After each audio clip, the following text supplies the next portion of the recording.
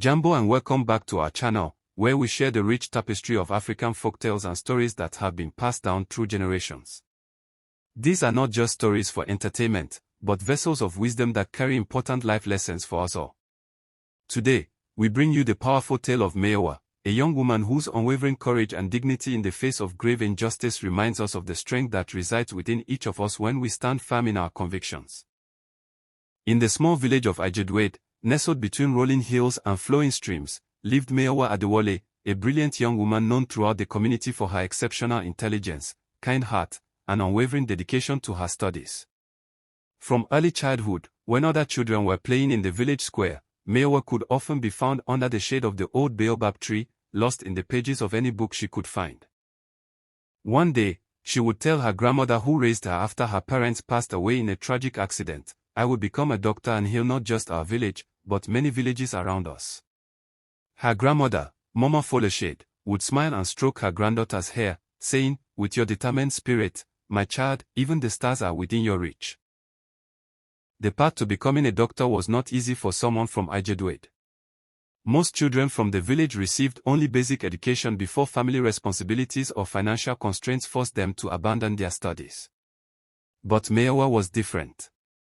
Her exceptional performance in the village school had caught the attention of her teachers, who often said they had never seen a student with such natural aptitude. Despite her academic gifts, Mayowa's grandmother struggled to afford even the most basic school supplies. Each term was an exercise in careful budgeting and sacrifice. Sometimes, Mayowa would stay up late into the night, studying by the flickering light of a kerosene lamp when electricity was too expensive. But beyond her academic pursuits, Mayowa was deeply devoted to her faith. The small village church was like a second home to her, a sanctuary where she found not just spiritual guidance but a community that became like family. Every Sunday without fail, Mayowa would be the first to arrive at the St. Michael's Church, sweeping the floors and arranging the hymn books before the service began. During the week, she helped with the children's choir, teaching the little ones songs of praise with patience and kindness that belied her young age. "That girl," Pastor Adeyemi would often say to his wife, "has been blessed with not just a brilliant mind but a servant's heart.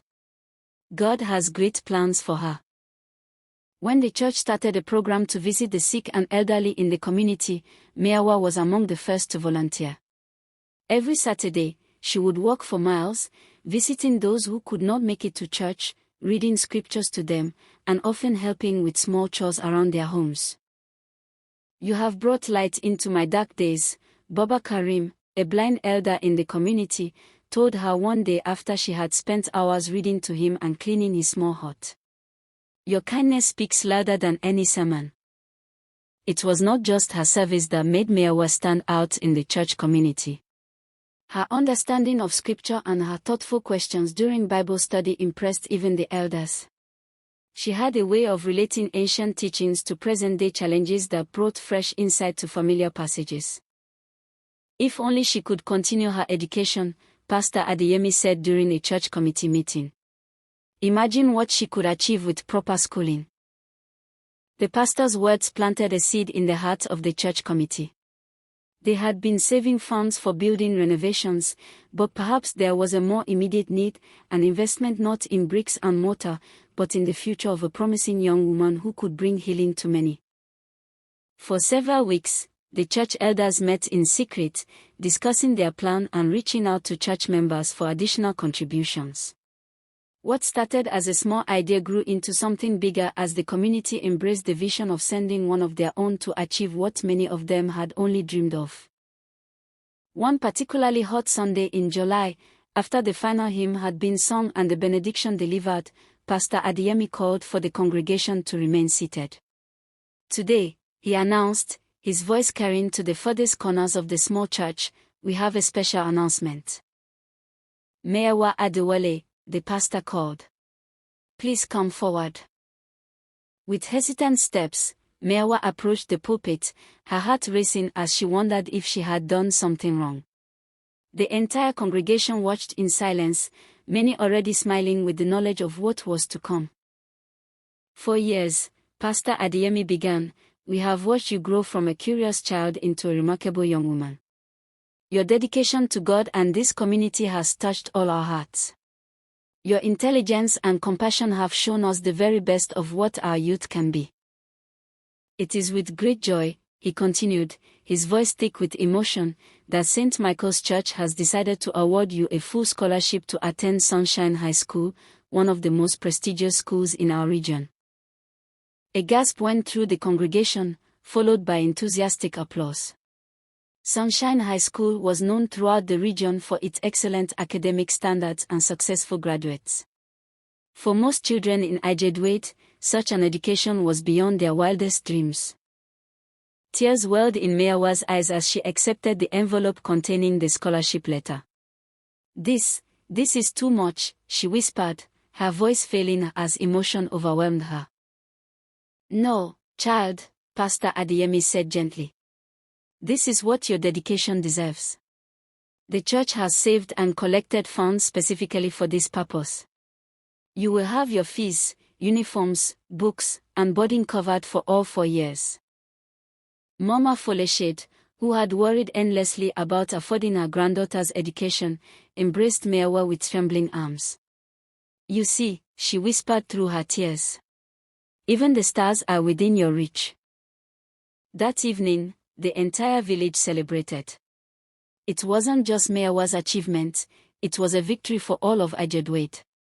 One of their own would walk the hallowed halls of Sunshine High School, perhaps one day returning as Dr. Adewale to care for the community that had invested in her future. "This is not just for me," Mayowa told the gathering as they celebrated under the stars. "When I become a doctor, I will come back to serve our community. This gift will be repaid many times over." The weeks that followed were a flurry of preparation. Uniform fittings, shopping for school supplies, and tearful goodbyes to the village and the people who had shaped her childhood. The night before her departure, Mayowa sat with her grandmother on the small porch of their home, watching as fireflies danced in the gathering darkness. "I am afraid," Mayowa admitted quietly. "What if I am not good enough? What if I disappoint everyone who has believed in me?" Mama Foleshade took her granddaughter's hand, her touch gentle but firm. "Listen to me, Mayowa. Fear is natural when facing the unknown. But remember who you are, the daughter of Adewale, whose name means the crown has come home. You carry not just your own dreams, but the hopes of this entire village. Be true to yourself, hold fast to your values, and you will never truly fail." With those words echoing in her heart, Mayowa fell asleep for the last time in her childhood home, dreams of the future dancing through her mind like the fireflies outside her window. Sunshine High School was nothing like the small village school Mayowa had attended. The sprawling campus, with its multiple buildings, science laboratories, and library filled with more books than she had ever seen, was both intimidating and exhilarating. "You must be the scholarship student," said a tall girl with an accent that spoke of privilege and city upbringing. "I'm Folek. My father is on the school board." "Yes, I'm Mayowa," she replied, shaking Folek's hand. "From Ijedwait village." "Ijedwait? I don't think I've heard of it," Folek said with a small laugh. "But don't worry, stick with me, and I'll show you how things work around here." The first weeks were challenging. The academic standards were higher than anything Mayowa had experienced, and the social dynamics of a school filled with children from wealthy and influential families were complex to navigate. But Mayowa had not come this far to be deterred. She established a rigorous study schedule, waking up before dawn to review her notes and staying in the library until curfew. When concepts were difficult, she would seek out teachers for additional help, her determination winning their respect. "You work harder than any student I've ever taught," Mr. Okafor, her mathematics teacher, told her after finding her still working on equations long after class had ended. "But make sure you find balance. Excellence is not just about grades."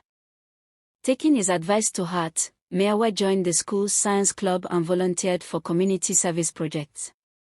Slowly, she began to make friends who valued her for her intelligence and kindness rather than her background. "You know," said Tond, a boy from her chemistry class, "when you first arrived, people thought you wouldn't last a term. Now you're top of the class in 3 subjects. I can't afford to fail, Mayowa replied simply. Too many people believe in me. By the end of her first year, Mayowa had not only adjusted to life at Sunshine High School but had distinguished herself academically. Her name appeared consistently at the top of class rankings, and teachers began to speak of her as one of the school's most promising students. During school breaks, she would return to Ijedwade, sharing her experiences with wide-eyed village children who now looked up to her as a role model. If Mayowa can do it, so can I, became a common refrain among the younger students.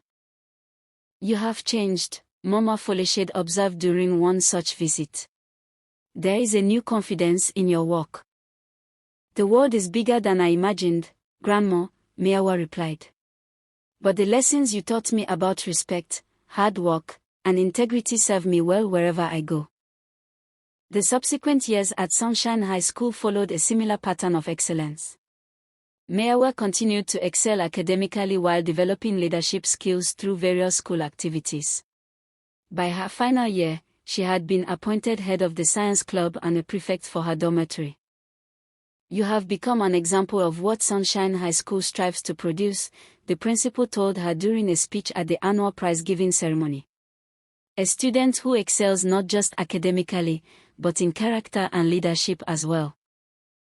When the time came to apply for university, Mayowa set her sights on the country's most prestigious medical school.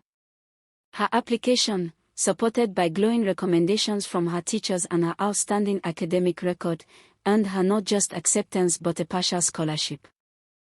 Once again, the church community rallied around her, organizing fundraisers to help cover the remaining cost. You see what you have started, Pastor Adeyemi told her during one such event. Your success has inspired our entire community to dream bigger. As she prepared to leave Sunshine High School, Mayowa reflected on the journey that had brought her to this point. From a village girl with big dreams to a university-bound scholar, every step had been supported by the faith others had placed in her. She was determined not to let them down. Obafemi Awemi University's College of Medicine was even more intimidating than Sunshine High School had been. The sprawling campus, filled with students from across the country and beyond, was a melting pot of cultures, ideas, and ambitions. This is where it all begins, Mayowa whispered to herself as she stepped onto the campus for the first time. The path to becoming Dr. Adewale starts here. University life was exhilarating. The lectures, the laboratories, the libraries filled with knowledge, Mayowa embraced it all with the same determination that had carried her through high school. The curriculum was challenging, with long hours of study and practical work that tested her limits. You're always the first to arrive and the last to leave, remarked Joseph, a classmate who had become a friend. Don't you ever take a break? I can't afford to, Mayowa replied without looking up from her notes. There's an entire village counting on me to succeed. Despite the workload, Mayowa found time to volunteer at the university hospital, gaining practical experience that complemented her theoretical knowledge. The sight of doctors in their white coats, moving confidently through the wards as they brought healing and comfort, strengthened her resolve to join their ranks. For 3 years, Mayowa excelled in her studies. Her professors noted her exceptional understanding of medical concepts and her compassionate approach to patient care during clinical rotations. She was on track to graduate with honors, her dream of becoming a doctor tantalizingly close to reality. You have a natural gift for medicine, Dr. Banko, her favorite professor, told her after observing her interaction with patients. It's not just your knowledge, but your ability to connect with people, to make them feel heard and cared for. Then, in her final year, everything changed. A new professor joined the faculty to teach advanced pathology, a crucial course that all medical students had to pass to graduate. Professor Adekoya was known for his brilliant research and strict teaching methods. This course separates the real doctors from those who should find another profession, he announced during their first lecture. I accept nothing less than excellence, and I am not easily impressed. From the beginning, there was something in the way Professor Adekoya looked at Mayowa that made her uncomfortable. While he was demanding with all students, his eyes seemed to linger on her longer than necessary, his comments to her carrying a different tone than those directed at others. "Miss Adewale," he said one day after class, "your work shows promise. I'd like to see you in my office to discuss a research opportunity." Mayowa had heard of such opportunities before. Professors often selected top students to assist with their research, providing valuable experience and strong recommendations for future employment. Despite her unease, she couldn't afford to miss such a potential advantage. "Miss Adewale," Professor Adekoya began, after Mayowa had taken a seat in his office. "I've been teaching for 20 years, and I rarely encounter a student with your potential." "Thank you, sir," Mayowa replied, keeping her response professional. "I'm committed to my studies and becoming the best doctor I can be." "Yes, I can see that," he continued, his eyes never leaving her face. "You're in your final year now. So close to achieving your dream. It would be unfortunate if anything were to stand in your way." A chill ran down Mayowa's spine at his words. "I'm not sure I understand what you mean, sir." Professor Adekoya stood up and walked around his desk, perching on the edge of it, uncomfortably close to where Mayowa sat. "My course is very demanding, Miss Adewale. Many students find it challenging to pass." "I'm prepared to work hard, sir," Mayowa said firmly, fighting to keep her voice steady. "As I've done throughout my education." "Hard work is admirable," he said, his voice dropping lower. "But sometimes, we need to be flexible in how we achieve our goals. I could make this course very easy for you, Mayowa. Or very difficult. The choice is yours." With growing horror, Mayowa realized what the professor was suggesting. "Sir, I should go," she said, standing quickly. "I have another class to attend." "Think about what I've said," Professor Adekoya called after her as she hurried to the door. "You have until the end of the week to make your decision. Remember, you're so close to becoming a doctor. It would be a shame to let one course stand in your way." The hallway outside felt too small, the air too thin. Mayowa rushed outside, gulping in fresh air as she tried to process what had just happened. The professor responsible for a crucial part of her education had just made it clear that her grade depended not on her academic performance, but on her willingness to compromise her dignity. For days, Mayowa struggled with what to do. This single course stood between her and graduation. Between her and medical school. Between her and the dream she had carried since childhood. "You don't look well, Joseph," a classmate remarked during their study group. "Is everything okay?" "I'm fine," she lied, unable to bring herself to share the truth. How could she explain that after years of hard work, her future hung in the balance because of one man's abhorrent behavior? That night, alone in her small dormitory room, Mayowa called her grandmother. She couldn't tell her the full truth, it would break the old woman's heart, but she needed the wisdom that had guided her throughout her life. "Grandma," she said, her voice cracking slightly. "How do you know when the price of success is too high?" There was a pause on the other end of the line. "My child," Mama Foleshade finally replied, her voice carrying the weight of years of experience. "Success that costs you your dignity is no success at all. It is a gilded cage that will imprison your spirit." "But what if it's the only way?" Mayowa whispered, voicing her deepest fear. "Then it is not meant to be your path," her grandmother said firmly. "Remember what I told you before you left for school. Be true to yourself, hold fast to your values, and you will never truly fail." After ending the call, Mayowa knelt beside her bed, just as she had done every night since childhood. She prayed for guidance, for strength, for clarity. She thought of her parents who had died maintaining their integrity even in poverty, of her grandmother's lifetime of dignified hard work, of her church community's faith in her, and of the example she wanted to set for younger girls in her village. As dawn broke, casting the first pale light across her room, Mayowa knew what she had to do. The path of integrity was really the easiest one, but it was the only one she could live with. With newfound resolve, she prepared for the day ahead, her decision made. The walk to Professor Adekoya's office felt longer than it had the first time.